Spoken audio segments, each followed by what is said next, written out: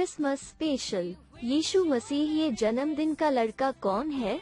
अपनी सेवकाई के एक समय पर यीशु मसीह ये जानने के लिए चिंतित था कि लोग अपने बारे में क्या सोचते हैं।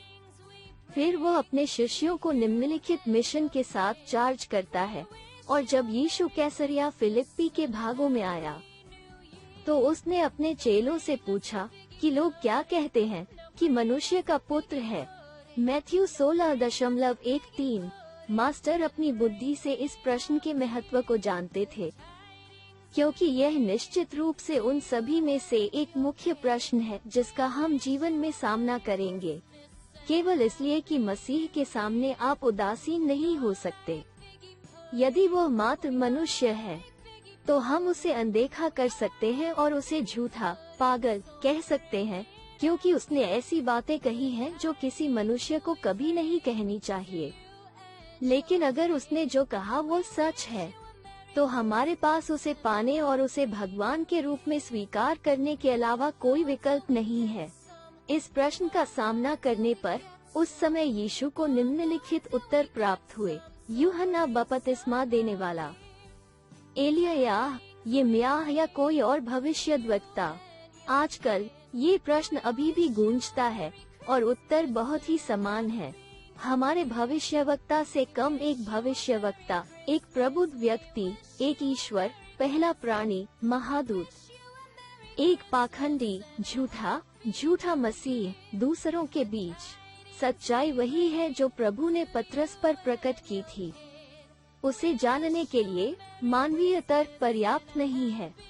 सबसे पहले हमें पिता द्वारा दिए गए प्रकटीकरण की आवश्यकता है, और शिष्य के पास ये था और वो इसे सही ढंग से व्यक्त कर सकता था। मसीहा, अभिषिक्त, ईश्वर का पुत्र, ईश्वर का जन्म, ईश्वर का एक ही पदार्थ, ईश्वर के बराबर, इमैनुएल। ये रहस्योद्घाटन भगवान के वचन के माध्यम से सभी के लिए सुलभ है। पवित्र बाइबल शास्त्र इसे इस प्रकार प्रस्तुत करते हैं, भगवान और मनुष्य के रूप में। इसलिए वो उसे इम्मानुएल, परमेश्वर हमारे साथ कहता है। वे देहधारी ईश्वर हैं। भगवान के रूप में वह पापों को क्षमा किया। निशान 2.5 से 11। उसने अपना जीवन दे दिया। यूहन्ना 5:21। व्यवस्था विवरण 32-39। स्वीकृत आराधना मत्ती 8:2। 9:18। दोपहर के 2:33। दोपहर के 3:25। रात के 8:20। मरकुस 5:6। एक आदमी के रूप में उन्होंने महसूस किया। भूख, लूका 4:2।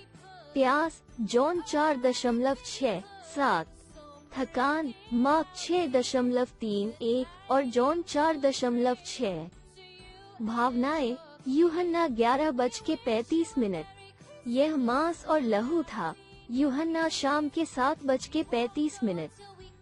वो मर गया। मरकुस शाम के 4:21।